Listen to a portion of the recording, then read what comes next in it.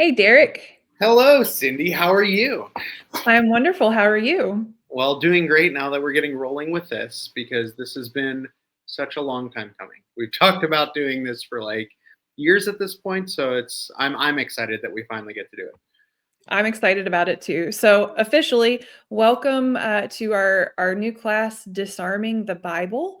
There's going to be a number of modules in this class, and the first module is major plot points. Essentially, this is a Bible 101 kind of class. And so, we'll tell you a little bit more about that in a minute. But first, we want to introduce ourselves because you may not know us. So, I'm Reverend Cindy Briggs Biondi.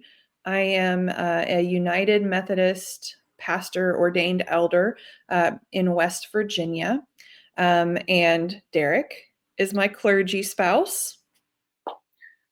And I'm Derek Biondi. I'm also United Methodist clergy, serving in extended service with Cross of Grace Lutheran, and I'm also serving St. Andrew United Methodist in St. Albans. So I love ecumenism, and even my job description fits that. And so, as we said, we're both clergy. Both of us have at least a couple of degrees in religious and biblical studies. We actually met in seminary when we were getting our Masters of Divinity at Duke Divinity School. And so we are teachers and preachers, but that also means we are lifelong students Yep. as well. And for both of us, we feel a call to teach and equip others to have a better understanding of Scripture. And so that's one of the reasons we wanted to offer this class in the first place.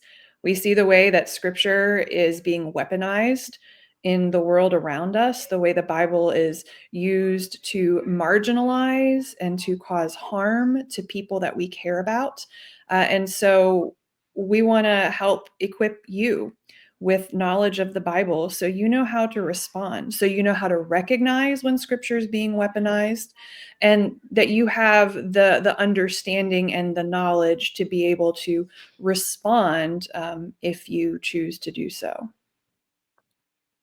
I know that for me, for years, I thought that the biblical studies classes I had in college and in seminary, that we were often told in college and in seminary, oh, these are discussions that average folks tend not to have. But the level of curiosity and also just the internet has led to a real, I don't know, a renaissance, a resurgence of biblical studies, that these simplistic answers that many pastors give without question, that there's good reason to question. And there are resources to question. And, questioning is a good thing. I mean, just last week was Doubting Thomas in the lectionary. And both you and I love Thomas because doubting is what leads him to see Christ even more closely. Yeah. So ultimately, what we want to do is we just want to equip you. And so this first module, major plot points, is about understanding the overarching picture of Scripture, the major themes, points along the way. And so we have 5 sessions that we'll be doing in this module. The first one today, we'll be looking at canon and genre. And don't worry, we'll define those terms for you when we get to it. Next time, we'll be looking at the formation of the covenant people. After that, kingdom and exile, then Jesus and the Gospels, and then finally the early church. And so hopefully when you come out of this class or watching these videos, you'll have a better understanding of the Bible as a whole. Absolutely. So hopefully by the end of this, it'll be one of those that you might not understand every jot and tittle of the Bible, but you understand the ebb and flow of it. Because understanding how this book of books was put together and how it's organized and what it says, I mean, there's a lot there. And even starting off with the title of a book of books, that goes into the question of canon. So, yeah, what is canon? And What is canon? Well, maybe let's start with a simpler question. okay, Derek, If you were going to make a top 10 songs playlist for yourself, what would go on it for you? Postal Service for sure. Mhm. Probably some late '90s, early 2000s dance. So maybe Darude's Sandstorm. First album was Hootie and the Blowfish, so I might have to have something from there. Yeah, those would definitely go on. But yeah, now even asking that question, it's like, what do I include? Because I've heard thousands upon thousands of songs at Mhm. this point. What would you include? So I would probably include some like 90s grunge. Oh yeah, Maybe a little Pearl Jam, maybe some Green Day, because those were my first loves. Probably also some Offspring. Offspring Smash and Green Day's Dookie were the first CDs I ever bought for myself. So they might go on there, but maybe some more recent stuff, some like Over the Rhine, which is a little bit of an indie band. Um, so our lists would be pretty different. But if we were to oh, and make I a forgot to mention ska.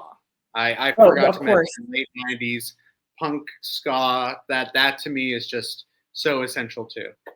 Right. So your list and my list would probably be pretty different. But if we were to make a shared Beyondy household top 10 songs playlist, what what would go on there?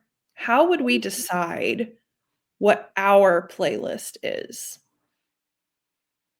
That would take some serious intentionality, especially if there's a limited amount of space. Mhm. Or yeah, we don't want it to just be an endless list because if we had the Beyondy household's million favorite songs, I mean that gets, I mean that's too much. That's data overload.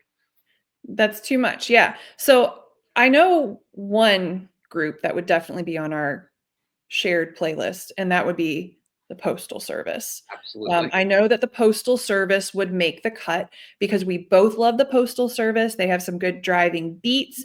They, for both of us, there's some like nostalgia Oh tied yeah, to those songs. So I think those are maybe some of the criteria that we would use to make our shared playlist, right? absolutely. And we might So include this some is hymns even because the similarities that we share theological similarities as well. And so, what we might not have included on our individual lists, we might actually include stuff that never would have even been on there. right. So this is really a question about canon. And so we wanted to begin thinking about biblical canon through the lens of curating a top 10 songs playlist. Because much like we just talked through, well, what are the criteria that we would use to make our own collective shared playlist? Um, the Bible didn't just fall from the sky one day, completed. There it is. Boom, ta-da. God has spoken, and we now just have all of this in front of us. Like, that's not how the Bible came together. Instead, the Bible is something that was, I would say, carefully curated Mhm. over hundreds and hundreds of years. Um, and so we've been using this word canon. What does that mean? Canon comes from a Greek word meaning measuring stick or standard. In the Bible, the canon means the collection of books recognized as holy scripture.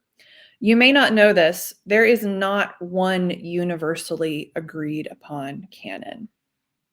And even canon was not closed until the Protestant Reformation. It was the Protestants rebelling that led to even the Roman Catholic Church to finally lock down and say, this is what our canon is. But yeah, even until 500 years ago, this wasn't locked down just yet. The canon was open. Maybe another book could be added if it was discovered and it was authoritative. And we're going to go down the list of what it has to be to make the cut. But yeah, canon was it. It got set pretty recently, and but we do not agree. There are some key differences between denominations. And so I just wanted to put this slide up here.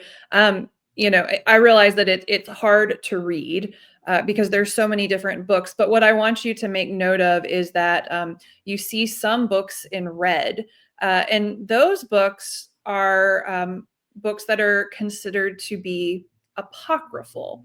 which means that, for instance, in our Protestant tradition, we do not recognize those books as a part of our canon of Scripture. But in the Roman Catholic traditions and the Orthodox tradition, those red books are recognized as Scripture, as part of the canon. And just a little side note about why that is. Those books were written in what's called the intertestamental period, which was from around 300 BC to around 100 AD. And those books were included in something called the Septuagint, which was a Greek translation of the Hebrew Bible. And so those extra books were included in that Greek translation, but they were not a part of the Hebrew Bible. And so Protestants adopted their canon from the Hebrew Bible and not from the Septuagint. So that's just a little side note, fun and interesting fact. I grew up in the Catholic tradition. So my Bible had those red books as part of its scripture. My favorite was always Belle and the Dragon, because I thought it was really cool that there was a book about a dragon in the Bible. But that's an aside, perhaps for another time. Maybe we'll talk about that more in the Zoom study together. But we did just want to make sure you knew that there is not, in fact, one universal canon. One other thing, the Apocrypha is also not called the Apocrypha in the traditions that see them as canonical. They're called deuterocanonical, which means it was added to the canon a little bit later, a little bit afterward. And so even the language of Apocrypha comes from the Protestant Reformation. It's got an edge to it. So if you're talking to someone from those traditions, it's definitely better to say deuterocanonical because that means that they still have a place in the canon. Apocryphal means it shouldn't have been added. And we as Protestants don't view those quite the same. But I do remember hearing, even in the Episcopal Church, which you were in for many years, that there is a place of great reverence for the deuterocanonical texts. And that even in some Protestant traditions up until a couple hundred years ago, they were still considered maybe not canon, but still very good authoritative text in their own light. Mm-hmm. Well, Derek, this leads me to another little more modern example that maybe we can think about. So we love Star Wars in our household. We are big Star Wars fans. Both Derek and I grew up loving Star Wars. And as you may know, in more recent years, the number 7, 8, and 9 in the movie series came out. And that was a new reimagining of what happened after the Return of the Jedi. See, there'd been lots of writings and other shows and things that had come out prior to the newest trilogy.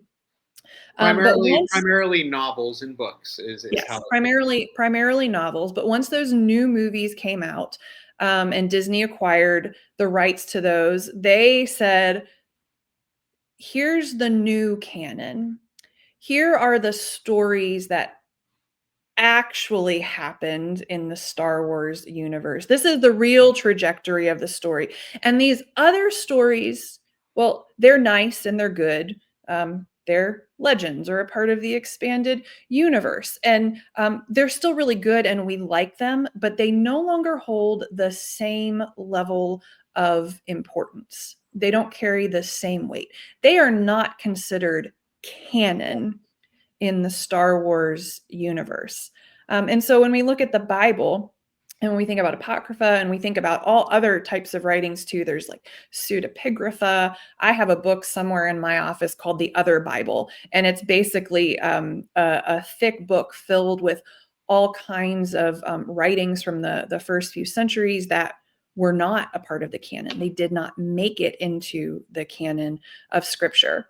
And they're still seen as interesting. Some are seen as more important than others, but none of them carry that same level of authority. or significance. Um, And part of that comes from the movements that they came out of. Even in the first century, there were already several movements within Christianity. And I always blank on the name for early Gnosticism, but there are some more Gnostic takes on Christ. And those, for instance, were written close to the time of the other Gospels, but they had a theological side that was not deemed as well. It was deemed heretical. It was deemed outside the realm of what we believe as believers. So that is what are some of the books from the New Testament that got left out. That's exactly why that was the case. so that leads us right into the next piece of the New Testament, and how did we decide what becomes a part of the New Testament canon? And so there were three main criteria that were used to determine what would make it in. And so the first is it of apostolic origin? Was the material written by an apostle or by the authority of the apostles? Did it come from a community that was overseen by an apostle? These kinds of things. So there were many other things that were written, but did not necessarily have that same level of authority behind them. And I would pair with the apostolic origin also when it was written is incredibly key. So not only is it based on who it came from, but if it was far closer to when Jesus lived, it's probably more authoritative than gospels that came out 300, 400 years later. And I remember when I was in undergraduate, they found the Gospel of Judas, and there was so much controversy. Oh, why is this hidden? Why is this hidden? And my biblical studies professor just said very clearly, it's like, this book was written so late that no book written this late was considered legitimate, because it was like the game of telephone. The longer it takes to get it finally written down, the less authoritative it is. And so since that particular gospel, the Gospel of Judas, I think was like 3rd or 4th century, it does not hold up the same way that the four gospels that were written in the first 100 years. It's just the distance is so great that it's kind of like, is this authoritative anymore? And I think that goes back to the apostolic origin. I think these kind of interweave with one another. Mm-hmm. Yeah. And so the next criteria for determining what falls into the canon is the material had to be extensively used and accepted in many of the early Christian communities. So there was this sense of like, how popular and how well known is this book? How much does the community actually use it? And how much does it actually help shape their theology and practice? Which is, there's sort of some ambiguity is not the right word there. There's some like loosey goosiness to this. Like, that is not you can just check off the list and say, oh, yep, it meets that criteria. I mean, there's a sense of discernment that Mm-hmm. comes with this, that comes out of the community itself. Yeah. And even to this day, I think that some of the healthiest communities of faith are those that don't just accept things. Oh, that's what it says. Clearly, that's what it says. But instead wrestle with it and discern together. Well, what does that mean? What does that? And I mean, that was criteria for what made the cut. I mean, that shows how integral that is, even in the early church. Yep. And then similarly, the third criteria is the writing in question could not go against the commonly held traditions and practices of the early Christian communities. So it had to be extensively used, and it also had to be consistent with broader practices and traditions. So My again, favorite example of that is the yes. Infancy Gospel of Thomas. If there is a fun one to read, we don't have the whole thing, but we have good portions of it. On Google, the Infancy Gospel of Thomas, and it pretty much covers what would Jesus be like as a child if a child had the powers that Jesus had in life? And it kind of comes across like that at the beginning of any superhero movie you've ever seen, where they're learning how to use their powers and they mess up a lot. That's really how it comes across. And I'll tip my hat and say that the writer, whether it be Thomas or someone else, I think their intention was good. What would a child with these powers be like? That's a worthy question to ask. But the character of Jesus that we encounter in the infancy gospel of Thomas is very different than the character of Christ we see as an adult. And that is where there is some disharmony. That's where the tradition and this child with powers that accidentally uses them for wrong sometimes. Even Joseph goes, "Now Jesus, you better undo that." And so that's my favorite. So because it is short, it is simple, it's hilarious, but it also points out that this clearly shows a different character than what tradition tends to have. So the Infancy Gospel of Thomas is one of the well-known apocryphal books that has not made the cut in any tradition to my knowledge, but is a fun one to read as reference occasionally. It's definitely super fun. But what we want you to understand out of all of this is that the determination of canon is not something that is hard and fast.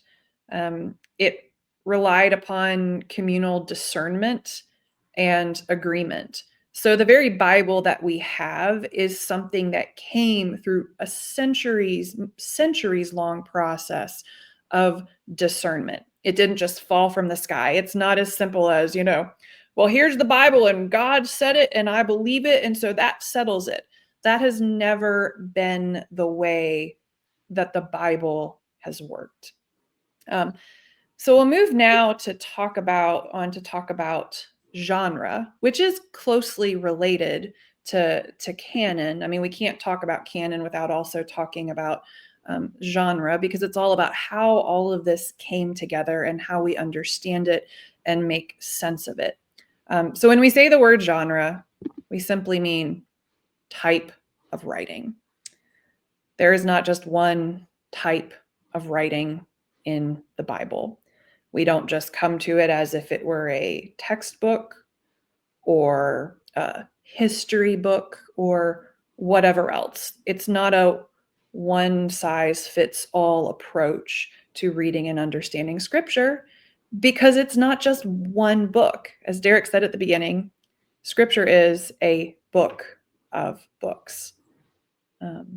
Yeah, and with it being a book of books, we have to understand that some books were written with very specific purposes. The books of the law are pretty dry, in my opinion, because I struggle with reading law. Now, the books of history I find a bit more compelling. I don't know why. I just like history. Poetry, if I'm trying to read poetry without my mind realizing this is poetry, I'm kind of missing the point of it. And so a lot of this with genres is if we, not you, if we understand what the genre is that's being written, then we can have a better understanding of what the author was intending and why maybe it was described that way. Right. So, I mean, in examples of these types of books, like law, obviously you go to the Old Testament, the Hebrew Bible, and you look in like Leviticus and part of Deuteronomy. I mean, that's law. Yep. You see histories when you read things like First and Second Samuel, which of course they're narrative, but they're recounting periods of time with a theological bent on it. And it's We even a see, theological bent that can disagree with other histories in scripture itself. Because yes, First Kings and Second Kings do not always agree with First and Second Chronicles because they were written by different people with different priorities in their writing. yes. And we'll get into sources and whatnot in our first Zoom session together. That's where we'll dig in a little bit more deeply. But like Derek said, you don't read poetry the same way as you might read prophecy, and we see poetry in the Psalms and in peppered through other parts of Scripture. The Gospels, of course, are a unique type of writing. Um, Paul writes epistles, and well, and not just Paul, but others write epistles, which are basically like letters. If I were writing a letter to a friend, that's very different than if I were writing a short story for them to read. Apocalyptic literature is its whole thing that's very fun and fascinating. But it only takes place in two books in all of the canon, which is Daniel in the Hebrew Bible in the Old Testament, and the book of Revelation. And reading that literature, if you read it like it's a newspaper or it's something that's predicting what's happening tomorrow, is very different than how it probably was written as a critique of oppressive systems that were at work in the lives during the writer's own life. And so there's just so much more there. There's so many other layers. And I'd love to give an example of reading things wrong, or reading things with the wrong mindset you can miss the point entirely accidentally. So for years, I've always, I used to think the Bible was more, oh, it's true. So if it's true, it all must be a fact. And so I kind of equated truth and fact. But then I realized, but time out, there's times where things are true, but they're not factually true. In the case of novels are made up stories. They're make believe. They did not happen. But novels, one of the incredible things about stories and novels is that they help show us real parts of humanity. And so while it might not be factually true at all, there is a deeper truth that is available in novels, and even more so in poetry. If we were to read poetry as literal fact, we're missing the point. And my favorite example is I just imagine waking up in the morning and I see my wife and I bask in the beautiful glory, the sunlight of my wife's presence. And that sounds great poetically, and that I think that's not the worst poem ever. But at the same time, if I were to take that factually literally, by equating my wife to the sun, have I just said that she has more mass than anything else in our solar system? I mean, the point is not to be factual in it. The point is that there is truth in metaphor, there is truth in simile, and that in understanding this, we can understand an even deeper level to the language. And so one of my things that I've come to realize is factual only, this fundamentalist approach to scripture barely scratches the surface. And when we come to understand things like genre and history, we're able to even more fully understand the depth and the breadth and the mystery and the just incredibleness of these ancient documents. Yeah, well, and when we don't read things the right way, it can get us into trouble. Much like if I heard Derek saying that I am like the sun and I understood that as, oh, I'm a big giant flaming ball of gas with more mass than anything in the solar system, well, Derek's going to get in trouble with that. Yep. But if I read it and understand it as he's trying to say something really great about me, that I'm the light of his life and I bring light and warmth, like that's a totally different outcome right there. Yep. And so the same is true when we come to scripture. We have to understand what type of writing we're reading. Um, and so ultimately, today, with this quick overview of canon and with genre, every time we come to scripture, we need to ask a couple of really important questions. Where does this book fit into the Bible, which is the canon question? And what kind of writing is this? And that's the genre question. And having a better understanding of those two things can help us more faithfully understand what we're reading.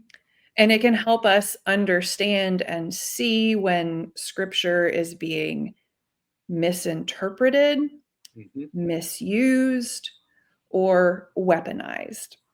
And so we want you to keep those two questions with you whenever you look at scripture or whenever somebody is trying to talk about the Bible to you. Where does this book fit into the Bible, and what kind of writing is this? Absolutely.